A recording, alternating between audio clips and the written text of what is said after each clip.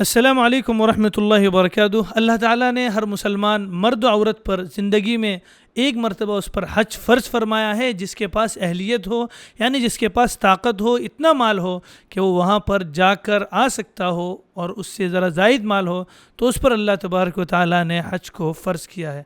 ہر آدمی کی زندگی میں خواہش ہوتی ہے کہ وہ کبھی نہ کبھی حج جیسے عظیم فریضے کو انجام دے۔ حج کے فریضے کو انجام دینے سے پہلے ہمارے بات یہ ذہن میں رہے کہ یہ جو حج کا فریضہ ہم انجام دینے جا رہے ہیں، اللہ کی بہت عظیم نعمت ہے، اور اللہ تبارک و تعالیٰ کی طرف سے بلاوے پر ہم وہاں پر حج کرنے جا رہے ہیں۔ لہٰذا حج پر جانے سے پہلے چند امور کا ہمیں خاص طور پر خیال رکھنے کی ضرورت ہے، اور چند چیزوں کو اپنے ساتھ ہمیں لے کر جانے کی ضرورت ہے۔ جن چیزوں کی ہمیں حج پر جانے سے پہلے ضرورت پڑتی ہے وہ یہ ہے کہ ہم اپنے جو معاملات ہیں، کسی کے ساتھ لین دین باقی ہو، کسی کا دل دکھایا ہو، اس کے پاس جا کر معافی تلافی کریں۔ لین دین باقی ہو، دے سکتے ہیں پیسہ تو اس کو دے دیں، یا اس کے پاس مہلت مانگیں کہ میں واپس آنے کے بعد آپ کو دے دوں گا۔ اور اسی کے ساتھ جو باقی جو ضروریات کی چیزیں ہیں، وہاں پر جانے کے بعد حج کے کیا کیا احکامات ہیں، کیا کیا وہاں پر جا کر کرنا رہتا ہے، اور کیسے کیسے اعمال وہاں پر انجام پاتے ہیں، اس سلسلے میں بھی ہمیں معلومات ہونا بہت ضروری ہے۔ دوسری چیز جو ہمیں ساتھ میں ہمارے لے جانے کی ضرورت ہے وہ یہ چیزیں ہیں کہ ہم اپنے ساتھ ایک چھوٹا سا بیگ رکھیں، خاص کر جب ہم حرم میں جاتے ہیں تو چپل وغیرہ اتار کر اس میں رکھنے کے لیے ایک چھوٹی سی تھیلی ہمارے پاس ہو، اور اسی کے ساتھ دوسرے نمبر پر ہوائی چپل ہو، کیونکہ جو حج کے جو ایام ہیں 4-5 دن 8 ذی الحجہ سے جو شروع ہوتے ہیں اور 12 ذی الحجہ تک رہتے ہیں، اس موقع پر چپل ادھر ادھر ہونے کا خطرہ رہتا ہے، یا منی کے ایام میں ہم جب وہاں پر قیام کر رہے ہوتے ہیں تو اس وقت ٹوائلٹ وغیرہ میں جانے کے لیے ہمیں ہوائی چپل وغیرہ کی ضرورت پڑتی ہے، تو اس کو بھی اپنے ساتھ ضرور لے کر جائیں۔ اور ہاں، اگر دھوپ آپ کو زیادہ برداشت نہیں ہوتی ہو تو چھتری وغیرہ بھی ضرور لے کر جائیں۔ اور وہ لوگ جو حج کمیٹی کی طرف سے جا رہے ہیں، ان سے میری یہ چند خاص کر گزارشات ہیں، وہ یہ ہیں کہ نمبر 1، وہ اپنے ساتھ ایک رسی لے کر جائیں۔ یہ رسی 2-3 رسیاں اپنے ساتھ لے کر جائیں۔ ایک رسی آپ کو آپ کے کپڑے سکھانے کے لیے کام آ سکتی ہے، اور دوسری رسی آپ جس میں پردہ وغیرہ کر سکتے ہیں، کیونکہ حج کمیٹی کی طرف سے جاتے ہیں تو ایک ہی روم میں 2 فیملی 3 فیملی رہتی ہیں، تو لہٰذا آپ اگر فیملی جا رہے ہیں، اکیلے جا رہے ہیں، تو پردے کا معقول انتظام کے ساتھ جائیں، کیونکہ ہم ایک عظیم فریضے کو انجام دینے کے لیے جا رہے ہیں۔ لہٰذا ہمیں اپنی نگاہوں کی بھی حفاظت ضروری ہے، کہیں ہمارا روم میں بھی اختلاط نہ ہو، بہن بھائی یہ کہہ کر باتیں ہوتی ہیں، لیکن اس سے اجتناب ازحد ضروری ہے، اور ہم پردہ وغیرہ اگر لے کر جائیں گے تو اس سے ہم بچ سکتے ہیں۔ اس کے بعد جب ہم اگر حج کمیٹی کی طرف سے جا رہے ہیں اور آپ کی ابھی تک فلائٹ کی ٹکٹ وغیرہ نہیں آئی ہے تو پریشان بالکل نہ ہو، انشاءاللہ ان کا ایک نظام ہے، وہ اپنے نظام کے تحت آپ کی ٹکٹ اور فلائٹس کی ڈیٹ اور آپ کو کہاں پر رہنا ہے، وہ تمام چیزیں آپ کو مہیا ہو جائیں گی۔ اسی طریقے سے جب آپ ممبئی سے جانا ہو، بنگلور سے جانا ہو، لکھنؤ سے جانا ہو، یا کہیں اور سے آپ جا رہے ہوں، تو اگر آپ مدینہ جا رہے ہوں تو آپ کو احرام وغیرہ باندھنے کی ضرورت نہیں ہے، لیکن احرام کی چادریں آپ اپنے ساتھ ضرور لے لیں، اپنے گاؤں سے ہی لے لیں۔ 2 چادریں لے لیں، 2 چادریں، ایک اوپر ایک نیچے، لیکن 2 جوڑی آپ لے لیں، کیونکہ کبھی کبھار وہاں جانے کے بعد ضرورت بھی پڑ سکتی ہے آپ کو 2 جوڑیوں کی، لہٰذا 2 جوڑیاں اپنے ساتھ رکھیں۔ اور اس کے ساتھ اگر آپ مدینہ جا رہے ہیں تو وہاں پر جانے کے بعد جو آداب ہیں پہلے سے ہی علماء سے معلوم کریں، اور وہاں پر جا کر آپ پہلے اللہ کے نبی صلی اللہ علیہ وسلم کے دربار میں حاضر ہو کر صلاۃ و سلام پیش کریں گے، اس کے بعد حضرت ابوبکر صدیق رضی اللہ عنہ پر، اس کے بعد حضرت عمر فاروق رضی اللہ عنہ پر۔ سلام کرنے کا طریقہ یہ ہے، الصلاۃ والسلام علیک یا رسول اللہ کہیں، اور اس کے بعد الصلاۃ والسلام علیک یا ابا بکر الصدیق، الصلاۃ والسلام علیک یا عمر الفاروق۔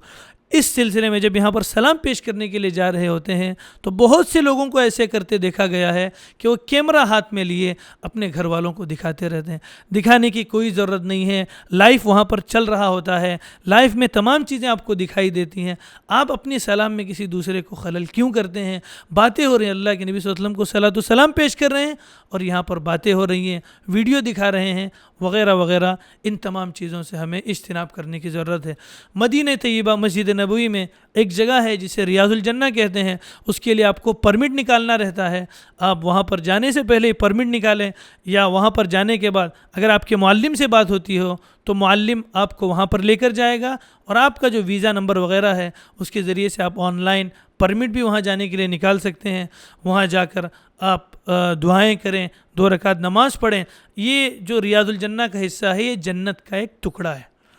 جنت کا ایک ٹکڑا ہے۔ اس کی تشریح میں علماء نے بہت سے اقوال ہیں، اس کو یہاں پر ذکر کرنے کی ضرورت نہیں ہے۔ بہرحال اتنا جان لیں کہ وہ جنت کا ایک ٹکڑا ہے، وہاں پر جا کر نماز پڑھنے کا خاص طور پر ہمیں اہتمام کرنا چاہیے، اور یہ بات بھی ہمیں ذہن میں رکھنی چاہیے، مسجد نبوی میں نماز پڑھنے کا ثواب 1000 نمازوں کے برابر ہے۔ یہ چیز بھی ہمیں اپنے ذہن میں رکھتے ہوئے وہاں پر جانا ہے۔ اور ہاں، ہمیں وہاں پر 8 دن رکھا جاتا ہے، تقریباً 40 نمازیں ہمیں ملتی ہیں۔ کوشش کریں کہ ہماری ایک بھی نماز تکبیر تحریمہ کے ساتھ فوت نہ ہو۔ اللہ کے نبی صلی اللہ علیہ وسلم نے ارشاد فرمایا، جس نے میری اس مسجد میں 40 دن تک 40 نمازیں تکبیر تحریمہ کے ساتھ پڑھی، اس کو 2 پروانے ملتے ہیں، ایک جہنم سے خلاصی کا اور دوسرے نفاق سے برات کا۔ تو یہ 2 پروانے ہمیں ملیں گے۔ اس کے بعد وہاں سے جب ہمیں مکہ جانا ہو، مکہ جانے سے پہلے اپنے روم سے ہی ہمیں احرام باندھ لیں۔ وہاں سے جب ہم میقات پہنچے ذوالحلیفہ، وہاں پر پہنچ کر ہم اپنی نیت باندھ لیں، اور اس کے بعد جا کر مکہ مکرمہ میں جا کر کرنے والے اعمال ہیں، وہاں پر جا کر ہم عمرہ وغیرہ ادا کریں۔ عمرے کے فارغ ہونے کے بعد ہمیں سر کے بال منڈوانا ہے۔ ہاں، آپ عمرہ بار بار کر سکتے ہیں، لیکن اس میں آپ احتیاط یہ کریں کہ بار بار عمرہ نہ کریں۔ پورے 30 دن ملتے ہیں، 2 یا 3 عمرے ہوتا ہے کہ ہر دن عمرہ کر رہے ہیں، اس سے عمرے کی جو عظمت ہے وہ عظمت آدمی کے دل میں باقی نہیں رہتی، اس لیے کہ اللہ کے نبی صلی اللہ علیہ وسلم نے اپنے ہر سفر میں صرف 1 عمرہ کیا ہے۔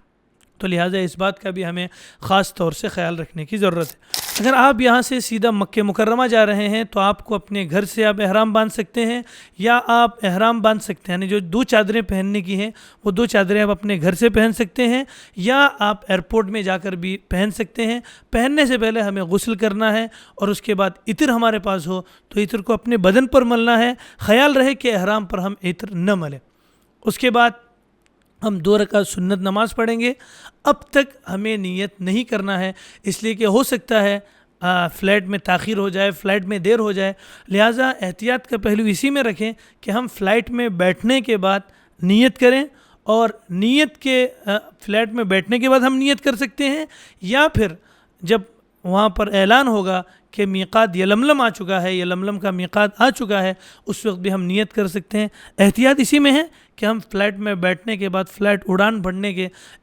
5-10 منٹ کے بعد عمرے کی نیت کریں، اور 1 مرتبہ لبیک اللہم لبیک لبیک لا شریک لک لبیک ان الحمد والنعمت لک والملک کہیں۔ اس کے بعد وہاں پر جا کر ہم کو عمرہ ادا کرنا ہے۔ عمرے کے سلسلے میں اور حج کے سلسلے میں مزید ویڈیوز دیکھنے کے لیے ہمارے پلیٹ فارم سے جو ویڈیوز مولانا مفتی عبدالنور صاحب نے ریکارڈ کی ہیں اس کو بھی آپ دیکھ سکتے ہیں، لنک ڈسکرپشن میں آپ کو ملے گی یا یہاں پر آئی بٹن پر ملیں گی۔ اب بڑھتے ہیں حج کے ایام میں۔ 8 ذی الحجہ 7 ذی الحجہ کی رات میں ہی ہمیں اپنے روم سے لے کر جانے کے لیے معلم آتے ہیں، ان کی بسز آتی ہیں، ان بسز پر سوار کر کے ہمیں مینا میں لے کر جایا جاتا ہے۔ یہاں پر ہمیں اس بات کا خیال رکھنا ہے کہ ہم اپنے روم سے نکلنے سے پہلے ہی، یعنی روم میں ہی جب ہم احرام باندھیں، 2 رکعت نماز پڑھیں، اس کے بعد ہم فوراً نیت کر لیں۔ یہ نہیں کہ گاڑی میں بیٹھنے کے بعد، بس میں بیٹھنے کے بعد کریں گے، نہیں، بلکہ روم سے ہی ہم کو نیت کر کے نکلنا ہے۔ روم سے ہم نیت کریں اور اس کے بعد ہم نکلیں گے، وہاں سے ہمیں مینا میں لے کر جایا جائے گا۔ مینا میں وہ رات ہم گزاریں گے، وہ رات گزار کر صبح میں وہاں پر ناشتے وغیرہ کا انتظام ان کی طرف سے کیا جاتا ہے۔ اس سے پہلے کے جو ایام ہیں وہ ایام میں ہمیں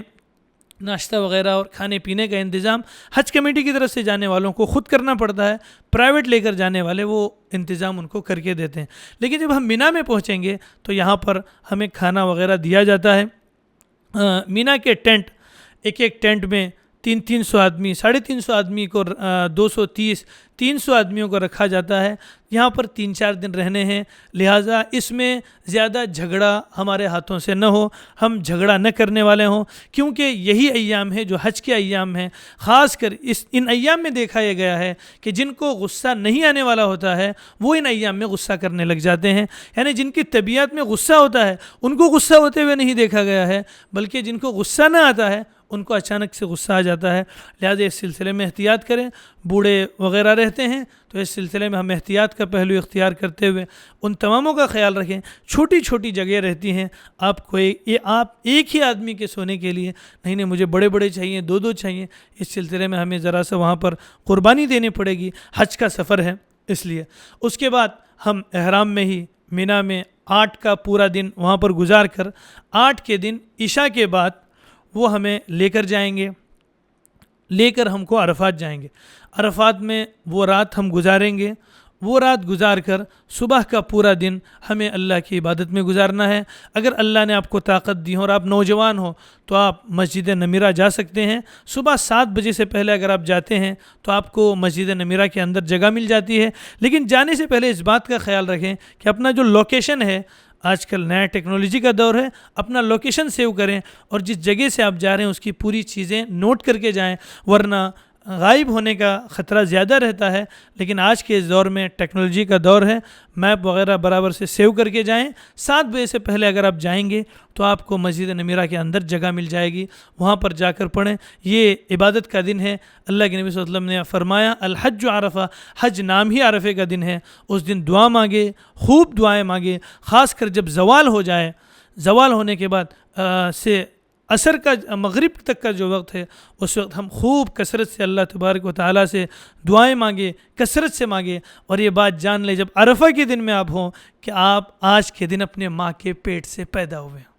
تو لہٰذا اس بات کا خیال رکھتے ہوئے دل میں وہ کیفیت پیدا کرتے ہوئے یہاں کا یہ دن گزاریں۔ اس کے بعد مغرب کی نماز یہاں پر آپ پڑھنا چاہیں تو پڑھ سکتے ہیں، یا اگر آپ مسافر ہیں تو مغرب عشاء کی نماز آپ کو مزدلفہ میں جا کر ادا کرنی ہے۔ وہاں سے آپ کو معلم وغیرہ مزدلفہ لے کر جائیں گے۔ مزدلفہ میں آپ کو ایک رات رہنی ہے۔ وہاں پر تکلیفیں ہو سکتی ہیں، ٹوائلٹ وغیرہ آپ کو برابر ملے، جگہ ملے نہ ملے، پانی ملے نہ ملے، لیکن ایک رات کی بات ہے، صبر کرنا ہے، مزہ آ جائے گا، ذرا قربانی دینی ہے، اللہ بہت نوازنے والا ہے۔ مزدلفہ کی یہ رات عجب رات ہے، نہ کسی کو اپنے مال کی فکر، نہ جان کی فکر، کسی کی پرواہ کیے بنا سب لوگ راستے پر اور جہاں جگہ ملے وہاں پر لیٹے ہوئے ہیں۔ یہاں سے آپ کو کنکریاں چننا سنت ہے، 7 کنکریاں، یا ہر دن آپ کو اگر کنکریاں 21 کے حساب سے آپ 3 دن کے حساب سے اگر لے لیں تو بھی ٹھیک ہے، ورنہ 7 کنکریاں اگر آپ لیتے ہیں یہاں پر ایک دن کی رمی کے لیے تب بھی ٹھیک ہے، بات بن جائے گی۔ یہاں سے آپ پوری رات رہ کر فجر کی نماز کے بعد ہمیں نکلنا ہے اب رمی جمرات کرنے کے لیے، یعنی جو پہلے بڑے شیطان کی جو رمی ہے جس کو عقبہ کی رمی کہتے ہیں، اس رمی کی کرنے کی طرف ہم جائیں گے۔ وہاں پر جا کر صرف ایک شیطان کو ہم کو کنکری مارنی ہے، اس دن زوال سے پہلے کرنا ہے، باقی جو 3 دن رہیں گے وہ ہم کو زوال کے بعد کرنے ہیں۔ لیکن یہ جو دن ہے یعنی عید کا دن جسے ہم کہتے ہیں، اور وہاں والوں کے لیے 10 ذی الحجہ کا دن، اس دن ہم زوال سے پہلے ہم کو یہ کنکری مارنے والا ایک ہی شیطان کو کنکری مارنا رہتا ہے، ایک شیطان کو کنکری مارنے کا عمل کرنا ہے۔ اس کے بعد ہم حلق کر کے اپنا احرام اتار سکتے ہیں، تو یہ احرام ہمارا اتر جائے گا اور ہمیں تحلل اول حاصل ہو جائے گا، یعنی ہم بیوی کے قریب نہیں جا سکتے، اور باقی جو چیزیں ہیں وہ ہم کو حلال ہو جائیں گی۔ نکاح وغیرہ ہم اس دور میں بھی نہیں کر سکتے، البتہ ہم نے اگر طواف افاضہ بھی کر لیا، یعنی مکہ جا کر طواف افاضہ کیا اور اس کے بعد صحیح کی، 7 چکر لگائے اور صحیح کر دی، تب ہم تحلل ثانی بھی ہم کو حاصل ہو جائے گا۔ اب بقیہ جو 2 دن یا 3 دن ہم رہنا چاہیں، 3 دن بھی رہ سکتے ہیں، فمن تعجل فی یومین فلا اثم علیہ، 2 دن بھی رہ سکتے ہیں، ومن تأخر فلا اثم علیہ، جو 2 دن سے زیادہ رہے اس پر بھی کوئی گناہ نہیں ہے۔ 3 دن وہاں پر رہنے کے لیے آبادی کا وہی وقت رہتا ہے، پورے سال وہاں پر آبادی نہیں رہتی،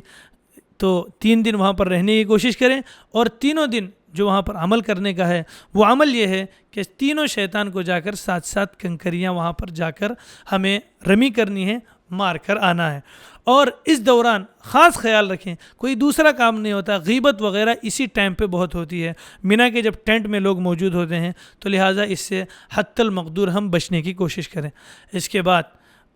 جب 13 دن مکمل ہو جائیں، 13ویں تاریخ مکمل ہو جائے، 13ویں کا دن مکمل ہو جائے، اس کے بعد ہم روم میں آئیں گے اور بقیہ جو اعمال ہونے کے ہیں وہ ہو جائیں گے۔ اگر آپ کو اس کے بعد اور عمرہ کرنا ہے تو اور عمرہ کیجئے۔ اس کے بعد حرم سے آنے سے پہلے یعنی مکے کو وداع کرنے سے پہلے ہمیں ایک طواف کرنا ہے، 7 چکر لگانا ہے طواف وداع کی نیت سے، یعنی یہ میرا الوداعی طواف ہے، یہ وداع کا طواف لگانا ہے۔ اور اس کے بعد ہم جتنے بھی دن وہاں پر رہے ہم طواف کثرت سے کرنے کی کوشش کریں۔ اوپر سے کرنے کا رہتا ہے تو لوگ یہ سمجھتے ہیں کہ اوپر سے کرنا ہے تو ذرا سا شاق ہوتا ہے، لیکن طواف عبادت ہے، کعبۃ اللہ کی طرف دیکھنا عبادت ہے، محبت کی نظر سے وہاں پر دیکھنا عبادت ہے۔ تو یہ ان عبادتوں کا خیال رکھتے ہوئے، ان چیزوں کا خیال رکھتے ہوئے ہم طواف کو کثرت سے کرنے والے بنیں، اور طواف ایک دن میں 3-4 اوپر سے کریں تو آرام سے پون گھنٹہ یا 1 گھنٹے میں آپ کا ایک طواف مکمل ہو جائے گا اگر آپ ہٹے کٹے چلنے والے ہوں۔ اور ہاں، اس سلسلے میں 2-3 باتیں اور خیال رکھنے کی، وہ یہ ہیں کہ آپ اگر حج کمیٹی کی طرف سے جا رہے ہیں تو آپ کو 2 بسیں چینج کرنی پڑیں گی۔ ایک بس آپ کو آپ کے جو فلائٹ ہے، آپ کی جو آرام گاہ ہے، جو رہنے کی جگہ ہے، وہاں سے آپ کو قدئی یا محبس الجن لے کر جائے گی، اور وہاں سے اور ایک بس آپ کو مکہ پہنچا دے گی، حرم تک پہنچا دے گی۔ تو لہٰذا ان تمام چیزوں کا خیال رکھیں۔ اور ہاں، جب آپ جا رہے ہوں پہلی مرتبہ آپ کی کعبۃ اللہ پر نظر پڑے، کوشش یہ کریں کہ آپ کعبۃ اللہ کی طرف جب جا رہے ہوں، کعبہ آ رہا ہے آپ کو معلوم ہو تو آپ بہت قریب سے دیکھنے کی کوشش کریں۔ اور اگر آپ نے پہلی مرتبہ دیکھ رہے ہوں، سفر سے آنے کے بعد بھی پہلی مرتبہ دیکھ رہے ہوں، تو حدیث میں آتا ہے کہ جو پہلی مرتبہ نگاہ پڑنے پر دعا مانگتا ہے اس کی وہ دعائیں قبول ہوتی ہیں۔ اس موقع پر ہم دعا کریں، خاص طور پر یہ دعا کریں کہ اللہ، میں نے اپنی زندگی میں جو خیر مانگا ہے وہ مجھے عطا فرما، جس شرور سے میں نے پناہ مانگی ہے یا اللہ تو اس سے پناہ عطا فرما، اور یا اللہ اس کے بعد میں جو بھی دعا مانگوں گا وہ دعا تو میرے حق میں، میرے حاجتوں کو دیکھتے ہوئے تو اسے پوری فرما۔ تو یہ تھی مختصر تفصیلات حج پر جانے والوں کے لیے۔ امید ہے کہ کچھ فائدے مند رہی ہوں گی۔ اللہ تبارک و تعالیٰ سے دعا ہے کہ اللہ تبارک و تعالیٰ ہم تماموں کو حج مقبول کی سعادت سے نصیب فرمائے، ہمارے حج کو قبول فرمائے، اور زندگی میں بار بار اس جگہ پر جانے کی ہمیں توفیق عطا فرمائے۔ جن کا ابھی تک حج نہیں ہوا انہیں حج کی شکلیں اور صورتیں پیدا فرمائے۔ اور اگر آپ بھی حج میں اس سال جا رہے ہوں تو ہمیں اپنی دعاؤں میں ضرور یاد رکھیے گا۔ السلام علیکم ورحمۃ اللہ وبرکاتہ۔